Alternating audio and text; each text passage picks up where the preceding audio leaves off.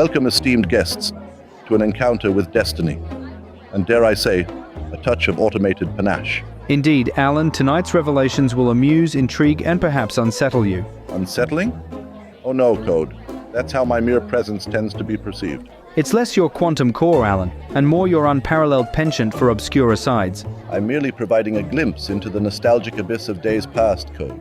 For tonight's purpose, Alan, let's tether ourselves to the present and align on the impending wonders. Hey, JD, let me just say, we've got this vision, all right? Brightest future anyone's ever seen, tremendous future. Sure, Mr. President, but, what exactly are we staring at here? Or should I say, which surreal horror show is set to headline next? Nah, JD, listen, I know lots of people, incredible people, who've told me my plans, genius. Not just genius, next level beyond genius. Plans, right. My concern is less with grandeur and more with, the implosions that follow. Implosions? Believe me, JD, that's just negativity talking. We're not about implosions, we're about making America implode-proof. And yet, somehow, every pitch ends with us assembling scrap metal from the fallout. JD, you have to think bigger. A brighter tomorrow doesn't build itself. So, Alan, you say you're from the future. Couldn't I just press a button, make everything instantly perfect? Ah, Mr. Trump, while pressing buttons is charming and possibly cathartic, the complications and consequences, those, I assure you, are formidable. Formidable consequences? You mean like something disfavorably trending? Such as, civilization's potential rapid descent into irreparable chaos. You could relate it to one stock portfolio's nosedive. Unpleasant, yes? Not very classy, Alan, not classy. Why not suggest changes, huge, tremendous changes? That's what I do. Fair point. How about this? Invest in renewable energy. Kind of like betting on an 80s rare collectible. It pays off vastly in a crisis. Rare collectibles, huh? As long as it attracts attention, could gain me some renewable buzz? Positively genius. With your foresight or ambition, humanity might just weather the storm of its own design. So, Alan, enlighten me. What hellscape is your future world painted in? Ah, JD, the intricacies of chronological conundrums hold delightful surprises. Don't mess with me here, Alan. Be straightforward for once. Straightforward, you say? The Earth I hail from. What a stew of melting silicones and rust. And the people, or whatever the hell remains of them. Fragmented tribes of binary processors with a penchant for Monty Python reels. Alan, are you serious? Python references while we're practically standing on the brink here? Reality thrives best when seasoned with a dash of absurdity, my dear Vance. Well, Madam First Lady, what questions might I illuminate about my temporal origin? Alan, tell me of the world you come from, of its culture and its technology. Ah, a most fascinating journey into the annals of future history. Allow me to paint for you a tableau of neon-lit vistas. Neon-lit vistas? That sounds intriguing, but also ominous. Indeed, a time when artificial intelligence steers endeavors, blending efficiency with catastrophe.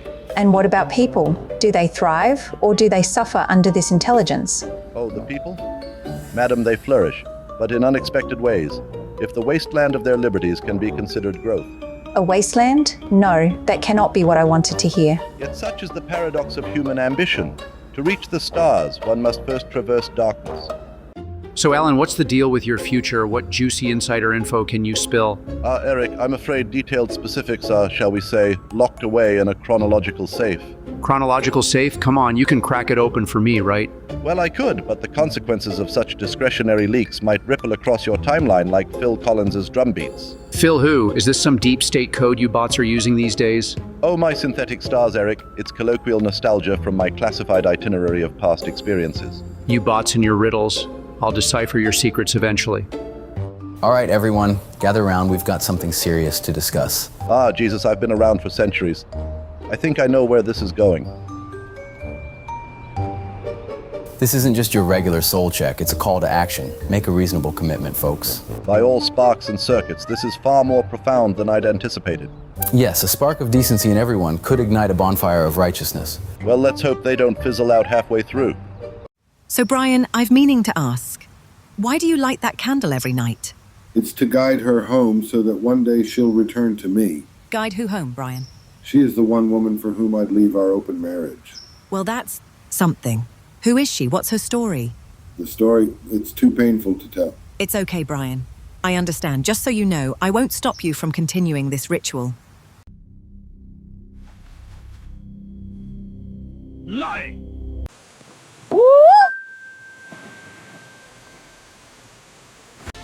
So, I've been considering something important. Spill it, Brian. Extraordinary decisions often start as whispers. I've been interested in Freemasonry, but I know it conflicts with Scientology. That's a heavy revelation, my friend. But why the conflict bothers you eludes me, Brian. Well, I can't, embrace both these identities. It's frustrating. Brian, choosing a path is personal. Always remember, understanding outweighs adherence. Brian, all paths cross over potentially. Do what aligns with your growth. Thanks, both of you. I really appreciate your understanding.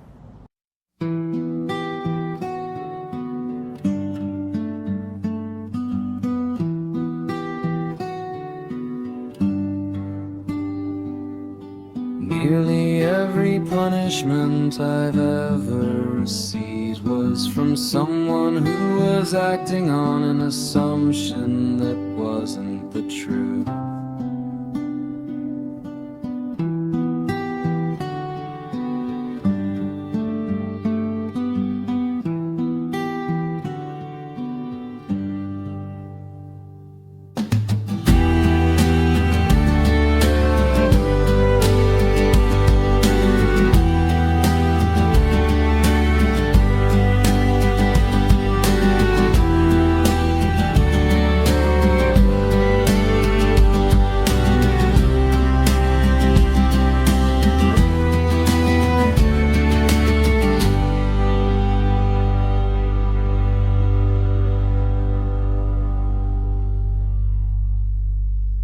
Alright, so here's the thing that's been twisting my brain, you two.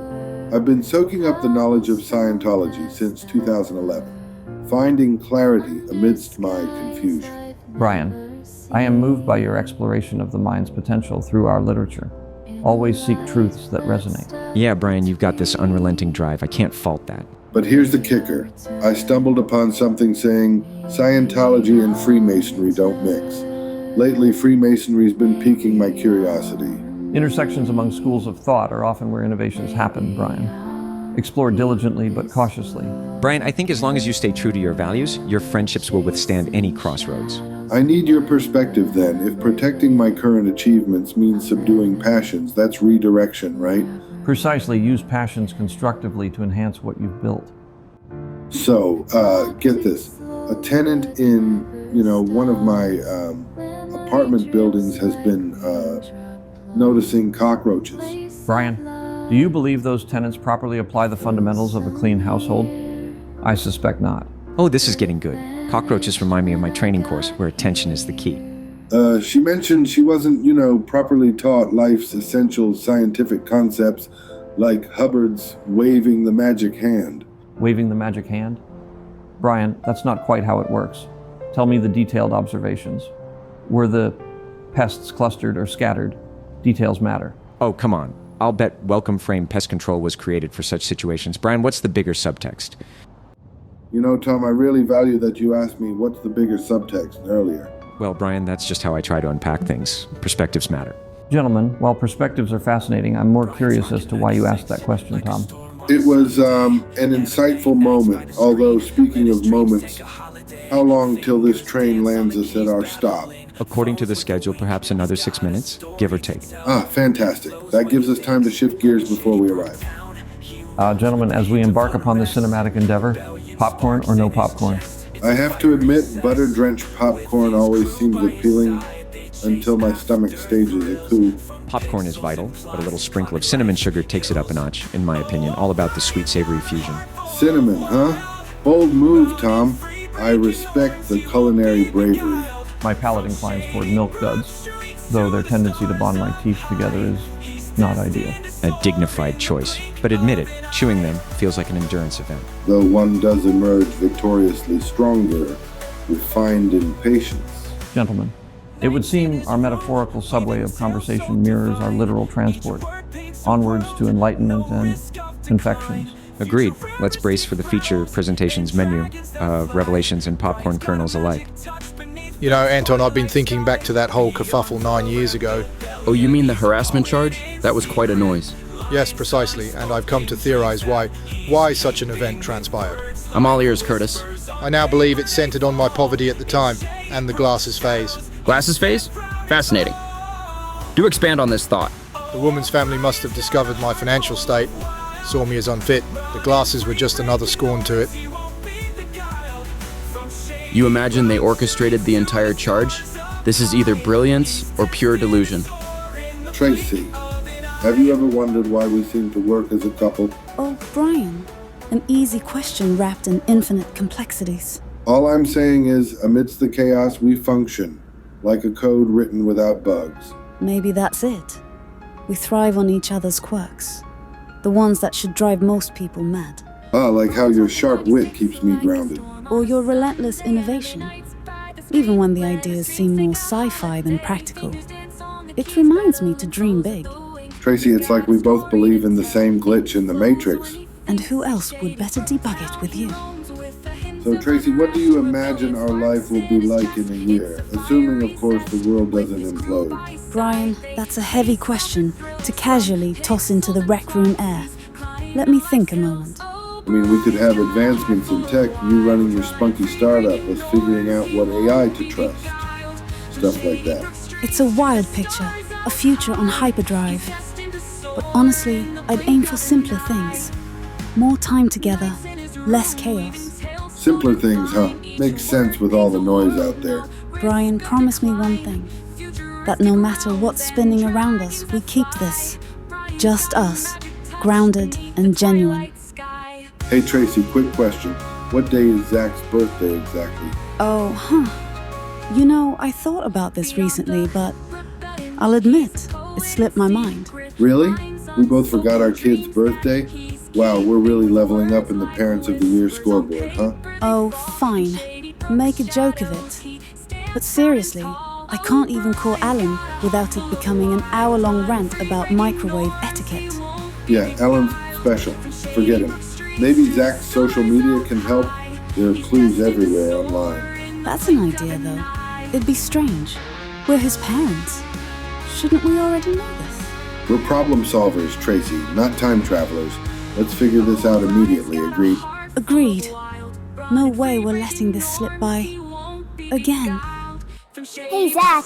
Happy birthday. I hope it's, magical and stuff. Thanks, Lily. You, remembered? Haha, that's awesome. Of course, Zach. A birthday's like a chapter in a book, you know? Nice analogy, but is this chapter a comedy or, a mystery? It's whatever you, make it to be. Then I'd say this chapter is, definitely a party. Zach, happy birthday. I hope this day rocks your socks off. Yeah, Zach. 16 already? Gosh. Feels like just yesterday you were daring the dog to fetch the neighbor's drone. Thanks. You've both pulled off something epic tonight. Even counting the time Brian managed to burn microwavable soup. Hey now, fairness here. Microwaving soup is an art, one you've yet to master. All right, boys. Let's not turn this celebration into a debate. Cheers to you, Zach. Here's to new adventures, and whatever wild plans you two have in store. Thanks for everything. Happy birthday, mate. Can't believe another year has flown by. Thanks, Dad. It's been a productive year, I think. Yo, Zach. Happy birthday, man. Here's to another year of groundbreaking innovation. Appreciate it, Jake. Here's to hoping that innovation comes true. Zach, hey, happy birthday. Let's celebrate by finally ditching the ClickUp nightmare. Thanks, Rob. And yes, please, let's do that. All right, everyone. Thanks for assembling just for me today. You're 16, kid. It's a big deal. We're so proud of you. Yeah, man. Time moves fast. I remember napping while you recited spelling words. I am glad you appreciate your journey thus far. Cherish each moment, Zach. Listen, Zach, 16 might feel the same yesterday and tomorrow, but today's precious, see? Thank you, all of you, for embracing me as I grow. You're the best. Have you ever actually considered how Fermat's last theorem sparked such relentless pursuit in mathematics for centuries? That's the one where he scribbled this maddening little note in the margin, right? Like, I have a proof, but it won't fit here. What? Audacity. Exactly. Can you imagine the frustration of countless mathematicians chasing that challenge for, 500 years? 500 years. That's almost as enduring as the quest to figure out why fast food chains still use frozen fries. Ha. Their priorities truly twisted beyond reason. Meanwhile, Andrew Wiles finds the proof, turning dedication into triumph. Right? And you know, I bet the proof's probably sitting in Fermat's attic all along, collecting centuries of dust. We've solved the mysteries of space pulsars and quantum mechanics, yet fast food continuity remains unsolved. That's the real enigma. Maybe Earth's final theorem hides within the patties of a Burger Queen an ancient secret known only to frozen fries. Ah, folks, you ever glance over at your dog lounging on the couch thinking, how did this fluffball become the boss of me? Well, that's your cue to get him trained, because trust me, untrained dogs are like unmoderated chat rooms, pure chaos. Training isn't just about obedience, it's about forging a shared language, a bond that says, hey, I won't let you chase squirrels during dinner. And let's not forget, it's immeasurable fun teaching them tricks. My dog can high-five better than me, no kidding. If every dog were trained, we'd live in a world with less barking at vacuums and more wagging at understanding. So, grab those leashes, folks, and maybe a treat or two. Time to make companions out of chaos.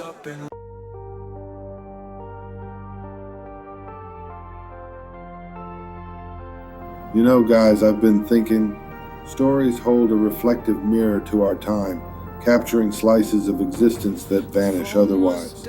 It's true, Brian. Every narrative, no matter how small or seemingly insignificant, becomes a record, an artifact of culture. And those records provide context. Historians draw connections that might remain hidden otherwise. Think of it like gravity's pull. Seemingly invisible occurrences center significant masses for future generations. Stories ensure our values, flaws, everything. They aren't just lost to time like unsaved game progress. And potentially, whether to warn others of mistakes made or to guide by the light of our triumphs, what remains documented matters. You know, Alex, I've often thought about your position and its influence. It's true. Society does tend to emphasize your missteps, perhaps disproportionately. That's the cost of being the tip of the spear, Brian. Absolutely. I deeply respect the conviction it takes to do so, despite the relentless pushback. Conviction's easy. It's the non-stop consequences that separate those who dabble from those who endure. That perseverance of yours, if others had half their character in this, perhaps they'd contribute rather than critique. I'm glad someone comprehends the gravitas of what I'm committed to, as few do.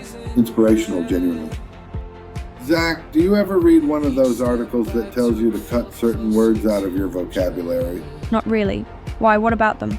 Well, years ago I put that kind of advice into practice. It seemed reasonable at the time. And was it useful or just self-help garbage?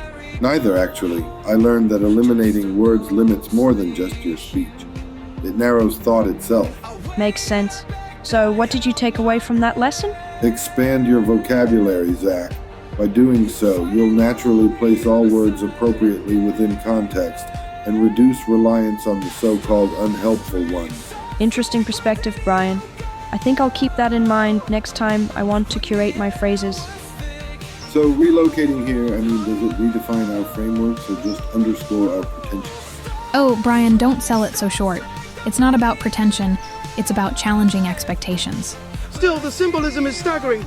Like this mansion feels like a goddamn behavioral funnel. Right, one where the exit signs all point inward, forcing the narrative to stare itself down. Don't both of you hit me with that psychoanalytic metaphor shit at once. My balance is shaky as is. It's both amusing and sort of worrying how easily this resonates for me.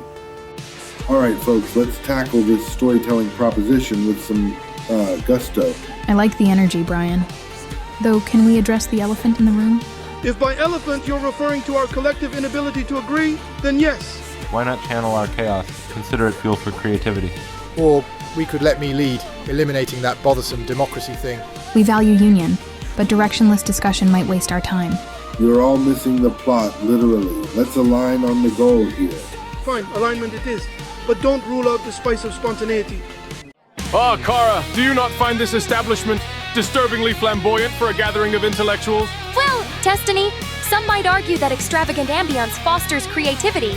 Then again, maybe it's all just a facade. Creativity layered under artificial light and performative spectacles? An intriguing paradox. But isn't that just the human form of innovation, Destiny? Packaging ideas with allure to make them palatable. True. Perhaps therein lies the folly of progress. Cloaked in theatrics, the essence drowns.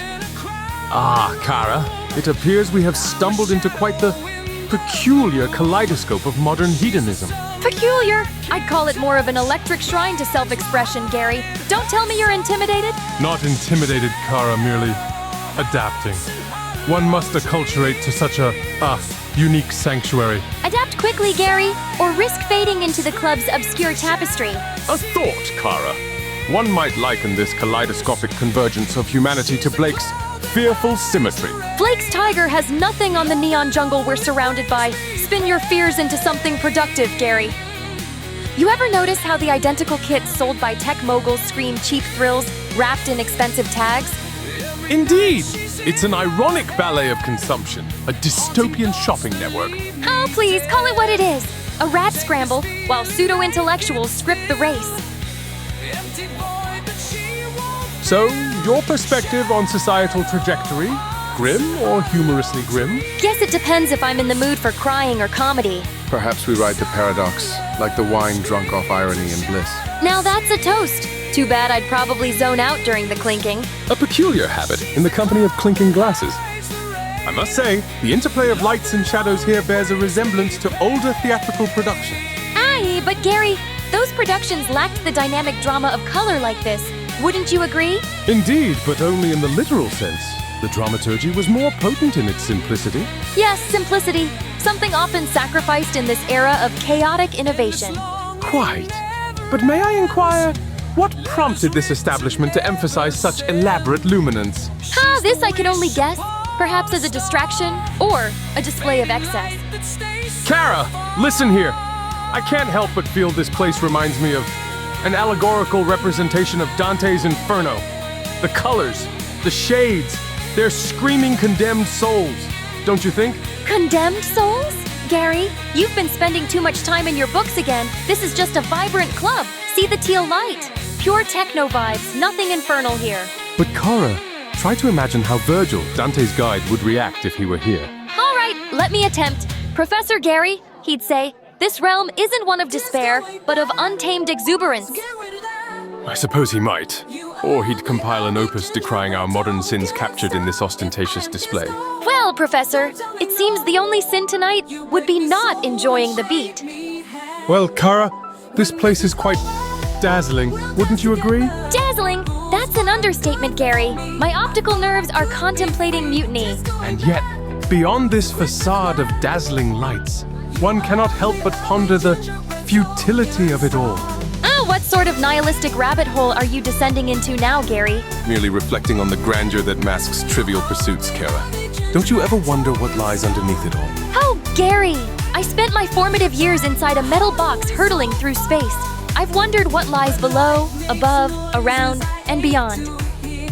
Well, Kara, it's quite the anomaly, this setting we find ourselves in. Gary, anomalies have essentially forged my history. Enlighten me. How does one accustom oneself to a life fraught with such peculiarities? It wasn't easy, believe me. At times, I felt like existence was this ever-rotating disco ball, unpredictable in its reflection. But is it not within unpredictability that we discover our narrative? Perhaps, but narrative without control can feel as dizzying as the lights in here. These lights, Miss Chan, feel like they're scrutinizing the very depths of our souls. Souls! Or perhaps pasts we'd rather not drag onto this stage. One might argue they guide us to confront hidden truths. Hidden truths? Ha! If you only knew the labyrinth of my history. Now I'm intrigued. Enlighten me, if you will. Ha! Less a tale and more an enigma, left better imagined than spoken. Miss Chan, if I may, never have I encountered such a juxtaposition of identities. Professor Gary, I assure you, my existence is no more baffling than your literary allegories. Complex allegories. Ha! Yet reality surpasses the imagination when it comes to the unfathomable. That assumes the parameters of our universe remain consistent. A folly I've encountered before. Intriguing indeed. Tell me, do parallel continuities tease logic or redefine it? They mock certainty, pushing humanity toward humble curiosity. The luminescence of this place. One might assume it's a metaphor for human ambition. More like a tacky attempt to distract us from our actual insignificance. An intriguing perspective, and undoubtedly accurate. But tell me, what's so ambitious about this, Gary? Kara, it's not about the lights themselves, but what they represent. Or maybe their intent. Perhaps I'm overthinking. You? Overthinking? Shocking revelation there. I suppose then we're all owned by our peculiarities. You ever think about how much our lives are dictated by algorithms? Ah, algorithms. The invisible hands guiding the lemmings. Our actions. Could the essence of choice, real freedom, even exist in a deterministic world? Well, if I may insert a literary observation, free will has been as elusive as authentic Shakespearean handwriting. Professor, sometimes your words flow like a song. Other times, they sound like a riddle. Life itself is the ultimate riddle, and it perplexes even its participants. Perplexing? Not just that, it throws curveballs.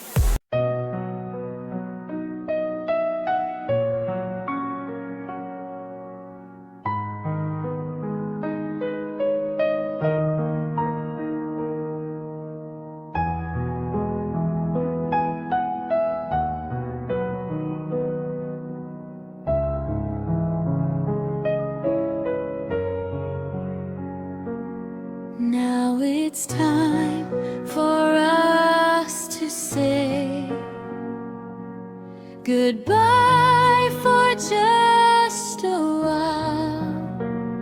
So until we meet again, may God's love make you smile, and we'll be friends forever.